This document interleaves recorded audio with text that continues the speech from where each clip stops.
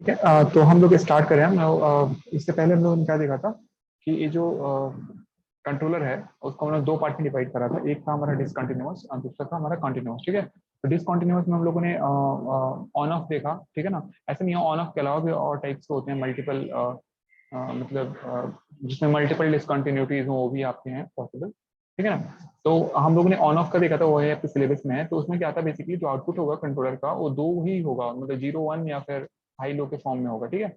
और नॉर्मली इसका हम लोग स्विचिंग सॉकेट जिसमें भी ऑटोमेटिक स्विचिंग कंट्रोल का यूज होता है उस केस में हम लोग उसका यूज करते हैं। For example room heater, water level indicator, controller etcetera. Right. तो इन केसेस में हम लोग क्या यूज करते हैं, ऑन ऑफ कंट्रोल यूज करते हैं। ठीक है। अब हम आते हैं जो कि कॉन्टिन्यूअस कंट्रोल का एग्जाम्पल है। ठीक है। ये तो हम लोग अभी जो डिस्कस करा था वो कौन सा था, डिसकॉन्टिन्यूअस था। अभी हम लोग कॉन्टिन्यूअस कंट्रोल पे आते हैं। तो कॉन्टिन्यूअस कंट्रोल में जो सबसे पहला कंट्रोल है उसको बोलते हैं प्रोपोर्शनल कंट्रोलर। ठीक है ना। ये है बेसिकली प्रोपोर्शनल कंट्रोलर। ठीक है ना। अभी प्रोपोर्शनल कंट्रोलर क्या है, देखो ध्यान से समझो इसको, क्या है इसका मतलब। तो प्रोपोर्शनल कंट्रोलर ना मतलब क्या है कि जो भी आपका, देखो हमेशा जो भी कंट्रोलर का एक्शन होगा ना वो कहाँ परफॉर्म होगा, एरर सिग्नल पे वो परफॉर्म होगा। ठीक है ना। कंट्रोलिंग एक्शन कहाँ परफॉर्म होता है, एरर सिग्नल पे होता है। और वो एक आउटपुट देता है जो एक्चुएटर पे जाता है। ठीक है ना। मतलब क्या होगा कि आपका जो भी जैसे कंट्रोलर है, देखो ध्यान से समझो इसको, कि आपका सपोज करें कंट्रोलर है। ठीक है ना। ये आपका है कंट्रोलर, कंट्रोलर है। ठीक है ना। अब एक कंट्रोलर है ना, इसको इनपुट कहाँ से मिलता है, एरर सिग्नल से मिलता है, ई ऑफ टी। और आउटपुट ये क्या देता है, ये देता है एक्चुएटर का आउटपुट देता है, ई ए ऑफ टी देता है। ठीक है ना। ई ए ऑफ टी देता है। ओके। अब होगा क्या, जो आपका अगर प्रोपोर्शनल कंट्रोलर है उसमें क्या होता है, जो ई ए ऑफ टी है ना, ई ए ऑफ टी है, ठीक है, वो किसके प्रोपोर्शनल होता है, वो आपका होता है ई टी के प्रोपोर्शनल होता है। ई टी के प्रोपोर्शनल होता है। इसी के लिए इसको क्या बोलते हैं हमने, इसको प्रोपोर्शनल कंट्रोलर बोलते हैं। ठीक है। मतलब एक्चुएटिंग सिग्नल, इसको क्या बोल सकते हैं, actuating actuating actuating signal is is proportional to the error signal, error signal। ठीक है ना। एरर सिग्नल ईटी, जो ई एफ टी है, मतलब क्या है इसका, जो ई ए एफ टी है हमारा, ई ए एफ टी है हमारा, वो किसके प्रोपोर्शनल है, ई टी के प्रोपोर्शनल। ठीक है ना। अब इसको प्रोपोर्शनलिटी को ब्रेक करेंगे तो कैसे लिखेंगे, ई एफ टी और इक्वल टू सम कांस्टेंट, और कांस्टेंट को हम लिखते हैं केपी से इंडिकेट करते हैं, केपी से। ठीक है ना। और KP times E F T. ठीक है ना। तो ये आपका होता है कंट्रोलर का आउटपुट। ठीक है ना। प्रोपोर्शनल कंट्रोलर का आउटपुट होता है। ठीक है ना। ये जो हमने लिखा है ये किसका आउटपुट है, प्रोपोर्शनल कंट्रोलर का आउटपुट है। ठीक है, ऐसे करके। अब इसका मैं अगर लैप्लास ट्रांसफॉर्म ले लूँ दोनों तरफ से, ठीक है ना, taking taking L T both side. ठीक है ना।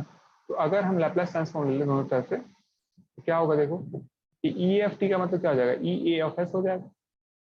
ठीक है। और केपी कांस्टेंट है तो केपी ही रहेगा, और ई टी का क्या हो जाएगा, ई ऑफ एस हो जाएगा। ठीक है ना। ओके।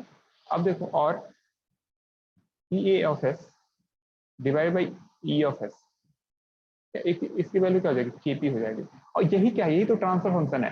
जो कंट्रोलर का ट्रांसफर फंक्शन कैसे डिफाइन होगा, ट्रांसफर फंक्शन क्या होता है, output divided by input, Laplace transform of output, Laplace transform of input. तो इसका देखो, जो अगर कंट्रोलर की बात करूं तो कंट्रोलर का ट्रांसफर फंक्शन कैसे डिफाइन होगा, इसको हम ऐसे लिख सकते हैं, जी ऑफ सी, क्या है, G of sorry G C of S.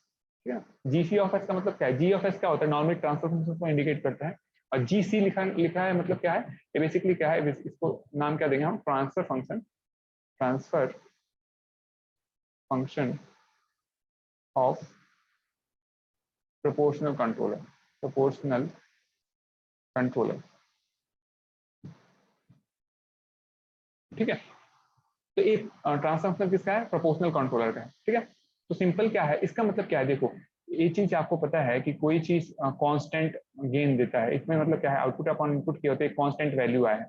मतलब क्या है ना, इसेंशियली ये क्या है, ये एम्पलीफायर सिस्टम है, कांस्टेंट गेन का एम्पलीफायर सिस्टम होता है। तो जो प्रोपोर्शनल कंट्रोलर है ना, वो क्या होता है, एक कांस्टेंट गेन का एम्पलीफायर सिस्टम होता है। क्योंकि देखो आउटपुट डिवाइडेड बाई इनपुट का एम्पलीफायर भी तो यही होता है ना। जैसे मान लो इसी को मैं वी नॉट ऑफ टी लिखता हूँ, इसको लिखता है वी आई ऑफ टी। तो क्या होता था, याद होगा आपको, जो वी नॉट टी होता था equal to A times V I F T होता था। ए क्या होता था, गेन होता था। वैसे ही सिंपल केपी क्या है यहाँ पे, गेन है, ठीक है ना, केपी क्या है, गेन है।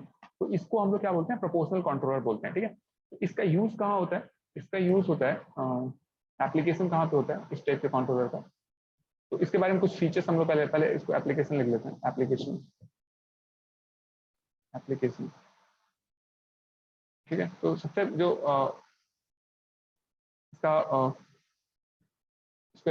Use to vary the transient response, the transient response of a system, of a system, ठीक है ना। मतलब आपको सिस्टम का ट्रांजिएंट रेस्पॉन्स को चेंज करना हो या फिर वेरी करना हो, उस केस में हम लोग क्या यूज करते हैं, प्रोपोर्शनल कंट्रोलर यूज करते हैं, ठीक है ना। तो बेसिकली इसमें अगर यही मैं मान लो सेकेंड ऑर्डर सिस्टम की बात करूं, ध्यान से देखो ये कैसे, अगर मान लो इसको मैं ऐसे लिख दूं, for a second order system, second order system. आपको याद होगा हम लोग सेकेंड ऑर्डर सिस्टम जब बात कर रहे थे तो कैसे सेकेंड ऑर्डर सिस्टम था, सेकेंड ऑर्डर सिस्टम हम लोग कैसे बनाए थे, याद होगा आपको। सेकेंड ऑर्डर सिस्टम था आपका कुछ ऐसे, ये हमारा था एक ब्लॉक ए था और ये हमारा था ऐसे करके, ये डायरेक्ट हमारा यूनिटी फीडबैक था, ये आपका एरर डिटेक्टर, ये आपका आरटी, ठीक है। और इसकी वैल्यू क्या थी, ये आपको याद होगा होना चाहिए, ये था हमारा ओमेगा एन, मैं इससे लिखता हूँ, ठीक है। ये था आपका omega N square divide by S into S plus 2 zeta omega N, ठीक है, याद होगा आपको, ठीक है। ये हमारा क्या होता था, सेकेंड ऑर्डर सिस्टम होता था, ठीक है। और ये आपका प्लस है, ये आपका माइनस है, ये आपका होता था R of S, R of S का मतलब रेफरेंस इनपुट, ठीक है ना, और control output C F S, ठीक है। ये होता था हमारा, ठीक है। इसका हम लोग C F S upon R F S निकालते थे, याद होगा आपको। इसका C F S divide by R F S निकालते थे, तो क्या निकलता था हमारा ओमेगा एन स्क्वायर अपॉन, ये स्क्वायर है, S square plus 2 zeta omega N S plus omega N square आता था, ठीक है ना। ये कैसे आता था मैंने बताया आपको, ये कैसे आएगा, G S upon 1 plus H S G S के फॉर्म में आएगा ऐसे, ठीक है। अब देखो ये जो सेकेंड ऑर्डर सिस्टम है, इसमें अगर मैं इफ वी इम्प्लीमेंट क्या, प्रोपोर्शनल कंट्रोल, क्या हम इंप्लीमेंट कर दें, प्रोपोर्शनल कंट्रोल, प्रोपोर्शनल कंट्रोल,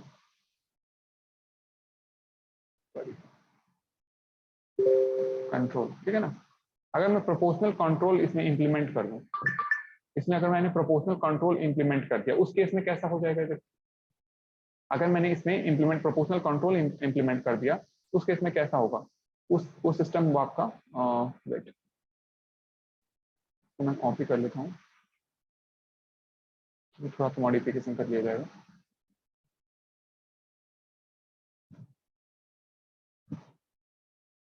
ठीक है, तो वो आपका कुछ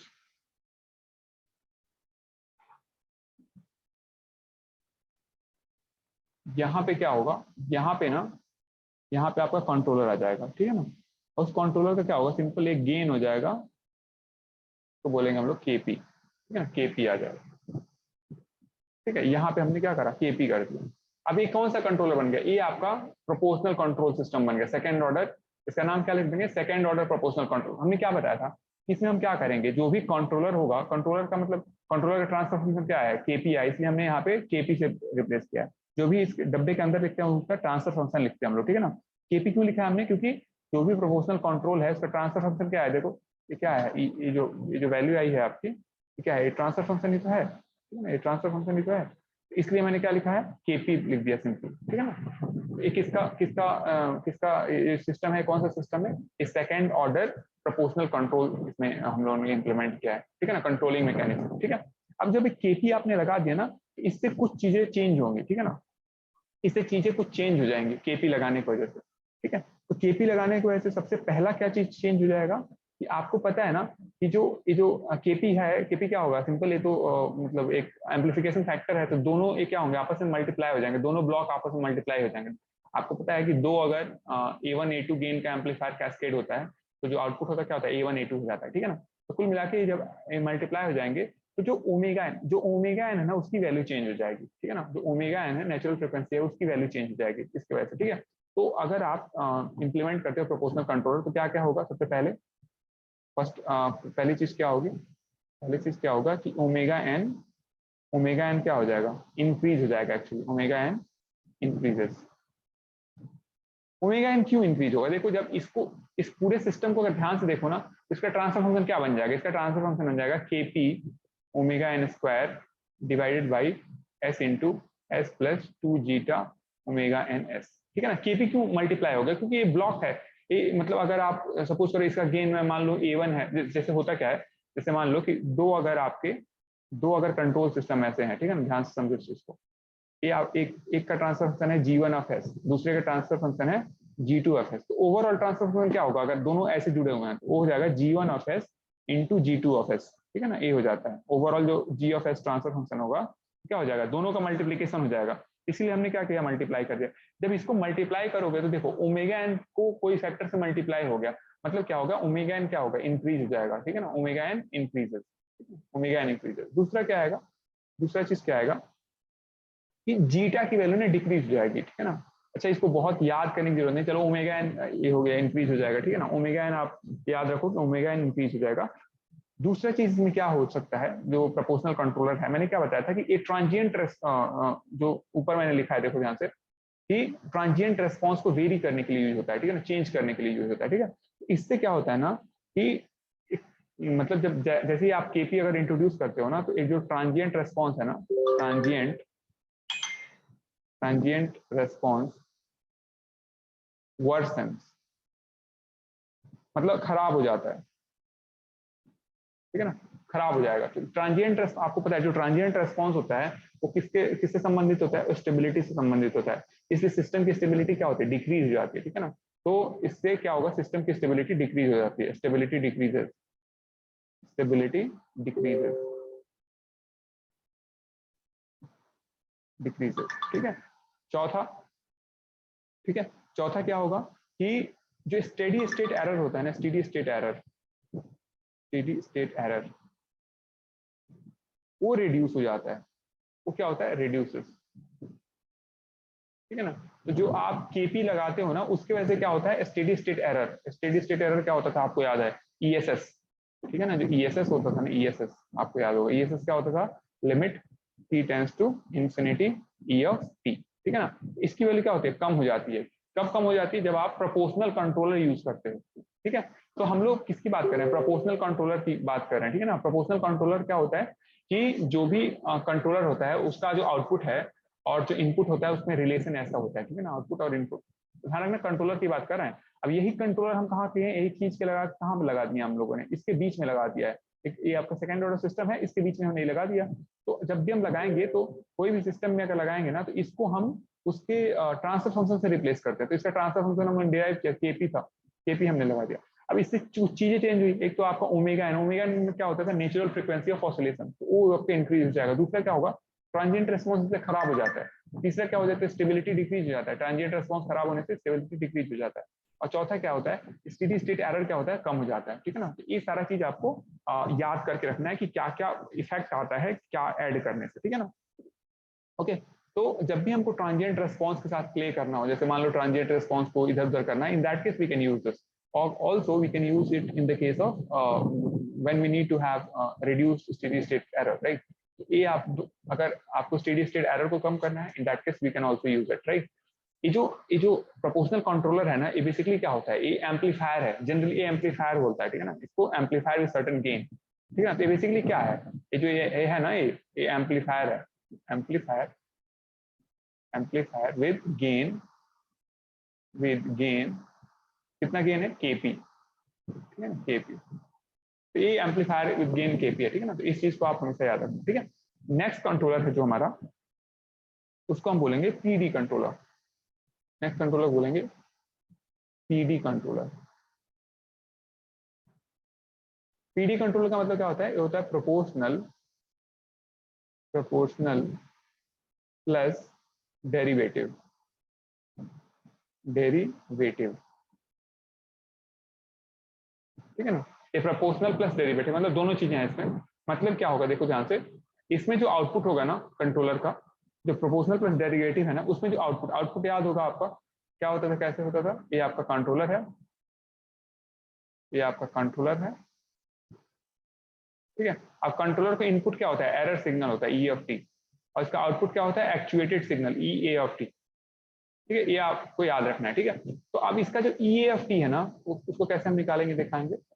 in this case E A of T जो होगा वो क्या होगा? देखो इसमें क्या चीजें हो रही हैं, दो चीजें हो रही हैं। एक तो प्रोपोर्शनल व्यू है, तो प्रोपोर्शनल है तो आपको याद होगा, प्रोपोर्शनल होता था तो क्या होता था? ये होता था के पी ई ऑफ टी, याद रहेगा आप, ठीक है ना। ये के पी ऑफ टी कब किस केस में होता है? प्रोपोर्शनल के केस में। और दूसरा क्या है इसमें, ध्यान से देखो, इसमें लिखा है डेरिवेटिव। तो डेरिवेटिव का मतलब क्या होगा कि एक जो ईटी का डेरिवेटिव होगा, ठीक है ना, ईटी का डेरिवेटिव होगा और कुछ कांस्टेंट होगा, तो उसको मैं लिख देता हूँ, कांस्टेंट को लिख देता हूँ के डी, ठीक है ना। कांस्टेंट को मैं क्या लिख दे रहा हूँ? के डी लिख दे रहा हूँ, ठीक है। और डेरिवेटिव किसका होगा? ई, ये होगा डेरिवेटिव जो होगा D E T upon D T. मेरी बात समझो क्या हो रहा है। इसमें मैंने क्या रखा है? प्रोपोर्शनल प्लस डेरिवेटिव लिखा है। तो ये जो है ना, ये जो ये वाला चीज है, ये किसके कॉरेस्पॉन्डिंग है?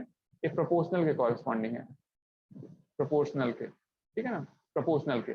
और ये वाला जो कॉरेस्पॉन्डिंग है, किसके कॉरेस्पॉन्डिंग है? डेरिवेटिव के, डेरिवेटिव के। तो इसको याद करना बहुत ही सिंपल है।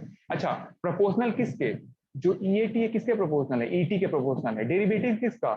जो भी आपका जो भी ईएटी है वो किसके प्रोपोर्शनल है? इनपुट के डेरिवेटिव। जो इनपुट क्या है यहाँ पे? ईटी है, तो ईटी का डेरिवेटिव क्या हो जाएगा? DET upon DT. और उसके प्रोपोर्शनल है तो प्रोपोर्शनलिटी कांस्टेंट को हम क्या लिख दें? केडी लिख दिए यहाँ पे, ठीक है। तो ये चीज समझना है इसको। अब इसी का अगर हम लोग टेकिंग, ऐसे लिख देता हूँ, taking Laplace transform both size. अगर आपने लैपलास ट्रांसफॉर्म लिया तो क्या होगा देखो, ये यूज कर लेते हैं। क्या हो जाएगा देखो, ई ए एफ एस हो जाएगा, ठीक है। ई ए एफ एस ये क्या हो जाएगा? ये कांस्टेंट है केपी, ये केपी ही रहेगा। और ई टी के जगह पे क्या हो जाएगा? ई ऑफ एस हो जाएगा, ठीक है, ई ऑफ एस हो जाएगा, ठीक है। अगेन कांस्टेंट है केडी, तो केडी ही रहेगा। और देखो डेरिवेटिव, जब भी हम किसी डेरिवेटिव का लैपलास ट्रांसफॉर्म लेते हैं तो एस से मल्टीप्लाई हो जाता है वो। किससे मल्टीप्लाई हो जाएगा? एस से मल्टीप्लाई हो जाएगा। एस टाइम्स क्या हो जाएगा? ई ऑफ एस हो जाएगा, S times E of S हो जाएगा, ठीक है। अब देखो इसको और क्या लिखते हैं हम लोग? और ई एस इक्वल्स टू के P plus K D times S. इसमें से हमने कॉमन क्या ले लिया? कॉमन ले लिया ई of S, E of S ले लिया, ठीक है। अब देखो इसको हम क्या लिखते हैं? और E A of S divided by E of S equal to क्या हो जाएगा देखो, ये हो जाएगा आपका K P plus K D times S, ये हो जाएगा, ठीक है। और ये आपका ये क्या हो गया आपका? E F S divided by E of S क्या होगा? इसका लैपलास ट्रांसफॉर्म, आउटपुट का Laplace transform divided by input का लैपलास ट्रांसफॉर्म, तो क्या होगा? कंट्रोलर का ट्रांसफर फंक्शन हो गया। तो इसको हम लोग जीसी ऑफ एस लिख सकते हैं, ठीक है ना। जीसी ऑफ एस का मतलब कंट्रोलर का ट्रांसफर फंक्शन, ठीक है। तो इसको हम लिखते हैं जी सी ऑफ एस, ठीक है। और इसकी वैल्यू क्या आ जाएगी? इसकी वैल्यू आ गई के पी, ठीक है। अच्छा, इसमें से अगर मैं केपी कॉमन ले लूँ, इस पूरे में केपी कॉमन ले लूँ, क्या आ जाएगा देखो, ये आ जाएगा 1 plus K D divided by के पी टाइम्स एस,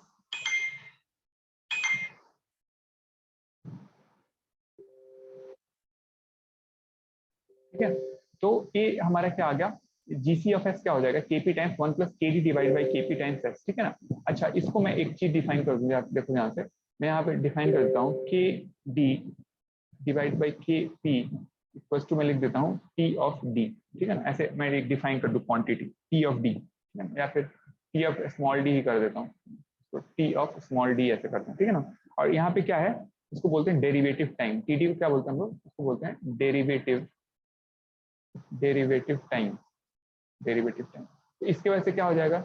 जो भी कंट्रोलर का ट्रांसफर फंक्शन जो होगा जीसी ऑफ एस, वो क्या हो जाएगा? के पी बाहर और हो जाएगा 1 प्लस इसके यहाँ पे केपी केडी अपॉन केपी को मैंने क्या लिख दिया, टीडी ले लिया, टीडी टाइम्स एस, ये आ गया। अभी क्या है, एक कंट्रोलर का ट्रांसफर फंक्शन है, ठीक है ना, ये क्या है आपका जो भी कंट्रोलर है उसका क्या है, ट्रांसफर फंक्शन है। ओके, अब जब कंट्रोलर का ट्रांसफर फंक्शन है तो आप इसको कंट्रोलर में अगर आप लगाओगे, जैसे मान लो कि हम लोगों ने सेकेंड ऑर्डर कंट्रोल देखा था ना, ये वाला हमारा सेकेंड ऑर्डर कंट्रोल था, ये वाला देखो, ठीक है।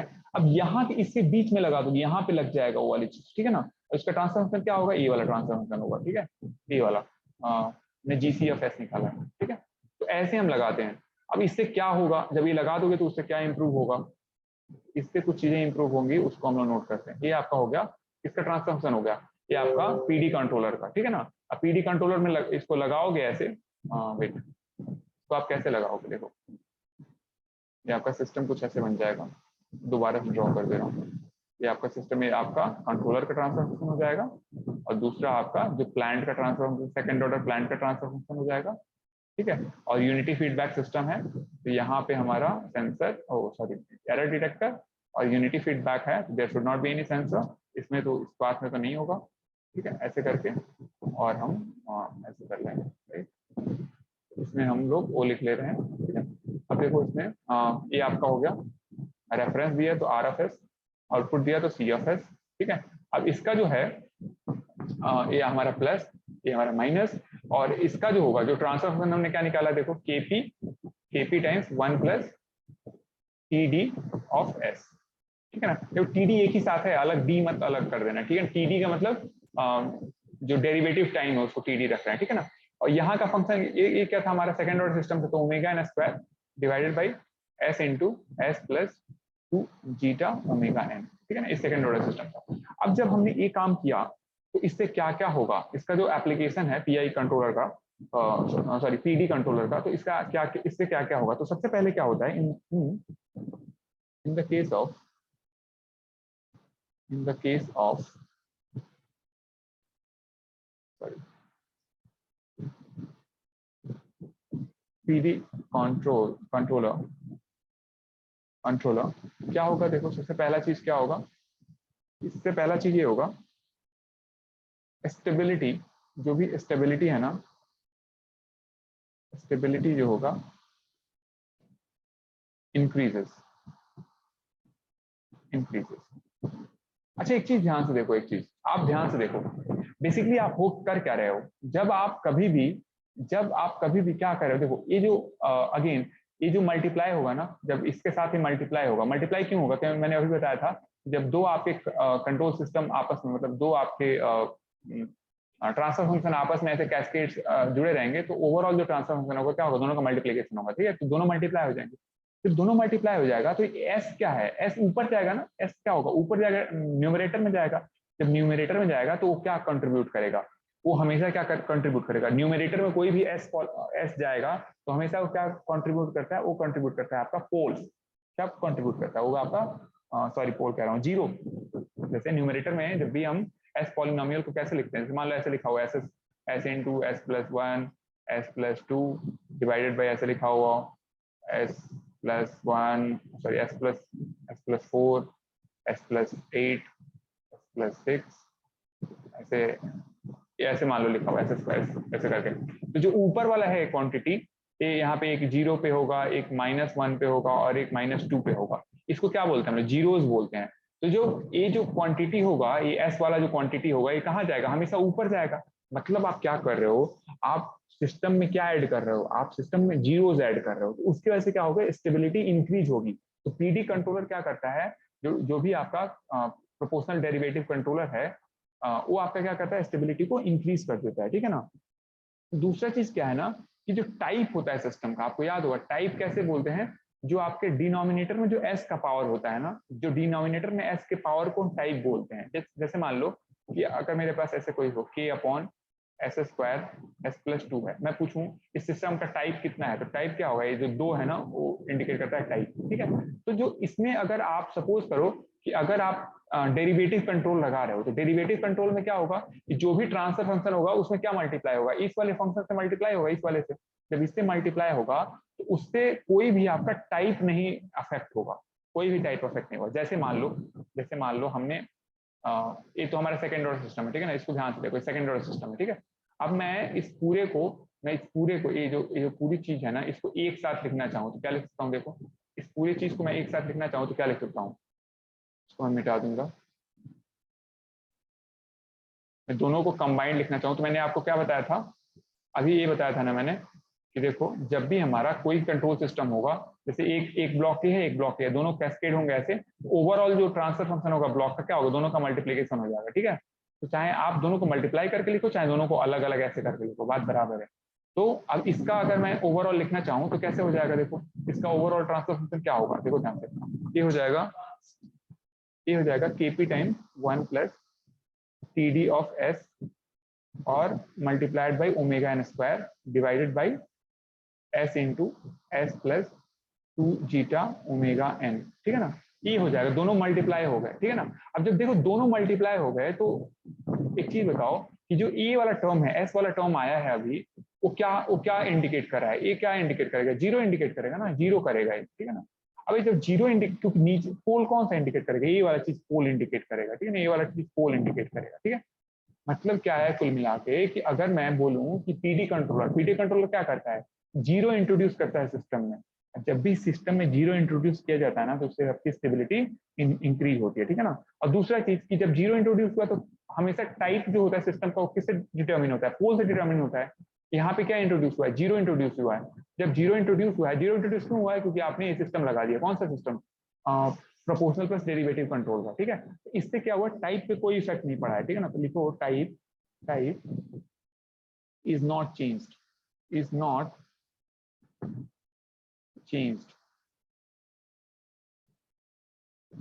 है ना। अब टाइप क्यों नहीं चेंज हो? क्योंकि आपने बेसिकली क्या ऐड किया है? Zero is added, zero add किया ना, पोल थोड़ी ऐड किया है। मतलब अगर डेरिवेटिव कंट्रोल लगा रहे हो, इसका मतलब आपने क्या यूज किया, ऐड किया है? जीरो ऐड किया है, ठीक है।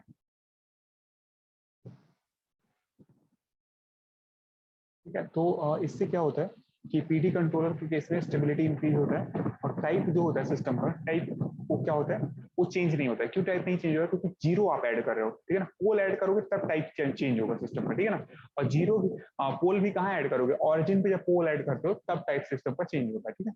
तो ये चीज हाँ मेंशन करना जरूरी है, ठीक है। और क्या इसका इफेक्ट होता है?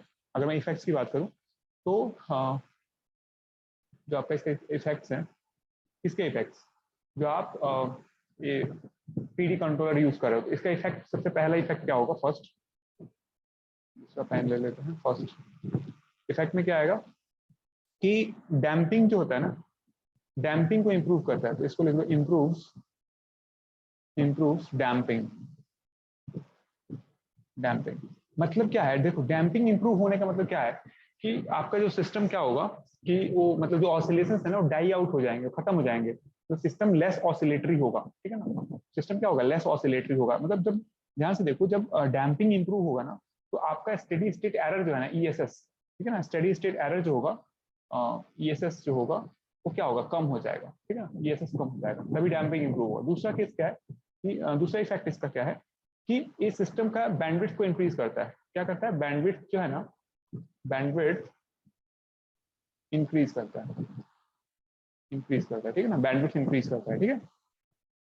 और जो राइज टाइम है ना, राइज टाइम, इसको क्या करता है? डिक्रीज करता है।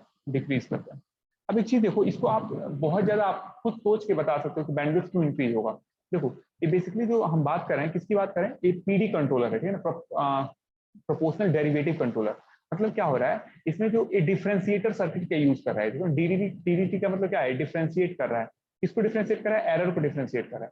मतलब क्या है? डिफरेंशिएटर सर्किट है। और डिफरेंशिएटर आपको याद होगा, जो भी डिफरेंशिएटर होता है ना, जो भी आपका डिफरेंशिएटर होता है, डिफरेंशिएटर वो क्या होता है बेसिकली? वो आपका होता है हाई पास फिल्टर होता है, आपको याद होगा। इंटीग्रेटर क्या होता है? लो पास फिल्टर होता है। डिफरेंशिएटर क्या होता है? हाई पास फिल्टर होता है। हाई पास फिल्टर होता है, इसकी वजह से आपका बैंडविड्थ क्या होगा? इंक्रीज होगा, क्योंकि हाई फ्रीक्वेंसी को पास करेगा, ठीक है ना। क्या करेगा? हाई फ्रीक्वेंसी को पास करेगा, लो फ्रीक्वेंसी को ब्लॉक करेगा, ठीक है ना। ये चीज हमेशा ध्यान रखना। लो फ्रीक्वेंसी को ब्लॉक करने का मतलब क्या है कि जो, अगर आपका फ्रीक्वेंसी लो होगा उसको ब्लॉक कर देगा, ठीक है ना। और हाई फ्रीक्वेंसी को पास करेगा। इसका मतलब क्या होगा? बैंडविड्थ इंक्रीज होगा और राइज टाइम क्या होगा? डिक्रीज होगा। अच्छा, बैंडविड्थ और राइज टाइम में एक रिलेशन होता है। जो आपका बैंडविड्थ है ना, बैंडविड्थ जो होता है ना, वो राइज टाइम के ना इनवर्सली प्रोपोर्शनल होता है, राइज टाइम के इनवर्सली प्रोपोर्शनल होता है, ठीक है ना। तो बैंडविड्थ इंक्रीज होगा तो राइज टाइम क्या होगा, डिक्रीज हो जाएगा, ठीक है। इस चीज को आप याद रखना है। किसकी बात हम लोग कर रहे हैं, कि हम लोग बात करें पीडी कंट्रोलर्स की, ठीक है। तो ये हो गया। और इसके ट्रांजिएंट रेस्पॉन्स है ना, ट्रांजिएंट रेस्पॉन्स वो भी इंप्रूव होता है, ठीक है ना। इसका जो मतलब अगर आप कौन सा यूज करते हो, पीडी कंट्रोलर यूज करते हो, ठीक है ना। तो पीडी कंट्रोलर में ट्रांजिएंट रेस्पॉन्स जो है, जो इसका जो होगा ट्रांजिएंट रेस्पॉन्स क्या होता है, इंप्रूव होता है, ठीक है। ट्रांजिएंट रेस्पॉन्स इंप्रूव होता है, ठीक है। अब ट्रांजिएंट रेस्पॉन्स इंप्रूव होने का मतलब क्या है, देखो ट्रांजिएंट रेस्पॉन्स आपको याद होगा, ट्रांजिएंट रेस्पॉन्स का मतलब क्या होता है, तो स्टेबिलिटी को कंट्रीब्यूट करता था। तो स्टेबिलिटी अगर अच्छी होगी तो ट्रांजिएंट रेस्पॉन्स भी इंप्रूव होगा, ठीक है ना। तो ये आपका, ये आपस में सारी एक दूसरे से इंटरकनेक्टेड है, ठीक है ना। इसके अलावा आप क्या कर सकते हो, एक होता है गेन मार्जिन और फेज मार्जिन। ये क्या करता है, gain margin and phase margin, ठीक है ना। इसको क्या करता है, ये भी इंप्रूव करता है, ठीक है ना। Gain margin and phase margin are improve, ठीक है ना, इसको भी इंप्रूव करता है, ठीक है। उसके अलावा फिफ्थ क्या है कि इसको जनरली अगर डिसएडवांटेज है कि इसको हम ना अनस्टेबल सिस्टम में यूज नहीं करते, इनिशियली अनस्टेबल सिस्टम में इसको यूज नहीं करते हैं, ठीक है ना। और ये लाइटली डैम्प सिस्टम के लिए ना ये इफेक्टिव नहीं होता है, ठीक है। तो एक चीज आप नोट डाउन कर लेना, ठीक है। ये सारा चीज इसके इम्पैक्ट्स हैं, क्या क्या इसके मतलब इम्पैक्ट्स हैं जब भी हम लोग प्रोपोर्शनल प्लस डेरिवेटिव कंट्रोल लगाते हैं, ठीक है। तो ये सारा चीज आपको लिखना होगा एग्जाम में, ठीक है ना। आप किसी चीज को छोड़ के नहीं आगे चल सकते, ये सारा चीज आपको बनाना होगा और ये सारा चीज आपको लिखना होगा कि क्या क्या चीजें इंप्रूव होती हैं, क्या क्या चीजें मतलब इफेक्ट आती हैं उस पर। तो टू द पॉइंट आप ऐसे लिखोगे, क्लास में वाला पॉइंट लिख दे रहा हूँ कि ये लिख दो, not effective for lightly damped systems, lightly damped system, या फिर और initially unstable system, initially stable systems, ठीक है ना। तो इसके लिए इफेक्टिव नहीं होता है, ठीक है। हम बात किसकी कर रहे हैं, हम लोग प्रोपोर्शनल डेरिवेटिव कंट्रोल की बात कर रहे हैं। इससे पहले हम लोग किसकी बात कर रहे थे, प्रोपोर्शनल कंट्रोलर की बात कर रहे थे। प्रोपोर्शनल कंट्रोलर में जो जो चीजें हो रही थी, वैसे हमारे डेरिवेटिव कंट्रोलर में बहुत सारी चीजें हो रही हैं। कि सबसे पहले डेरिवेटिव कंट्रोल का मतलब क्या है, आप क्या कर रहे हो, पोल को सॉरी जीरो को ऐड कर रहे हो, देखो ऊपर ए जाएगा ना, एस ऊपर जाएगा, एस ऊपर जाएगा मतलब क्या होगा, एस न्यूमरेटर में जाएगा, अगर ऊपर जाएगा तो एस न्यूमरेटर में जाएगा मतलब क्या कंट्रीब्यूट करेगा, जीरो कंट्रीब्यूट करेगा। एस अगर डिनोमिनेटर में जाता तो क्या कंट्रीब्यूट करता, अगर मान लो इसी डिवाइडेड बाई एस होता तो जब आप मल्टीप्लाई करते तो क्या होता है, इसके पावर को बढ़ाता हो तो उसको क्या बोलते हैं हम लोग, वो कंट्रीब्यूट करता है पोल को, ठीक है। लेकिन एक किसको कर रहा है, न्यूमरेटर में जा रहा है, तो न्यूमरेटर में जा रहा है तो किसको कंट्रीब्यूट कर रहा है, ये कंट्रीब्यूट कर रहा है आपको जीरो को। और जीरो अगर आप ऐड करते हो किसी सिस्टम में ना, उसकी स्टेबिलिटी क्या होती है, इंक्रीज होती है, ठीक है। ये चीज आपको हमेशा ध्यान में रखना है, ठीक है। हम लोग सेकंड ऑर्डर सिस्टम का एग्जांपल देखें, इसका ये वाला जो डेरिवेशन है इंपॉर्टेंट है, ठीक है। ये सारा चीज आपको मतलब क्लियर होना चाहिए, इसमें there should not be any confusion in it, okay.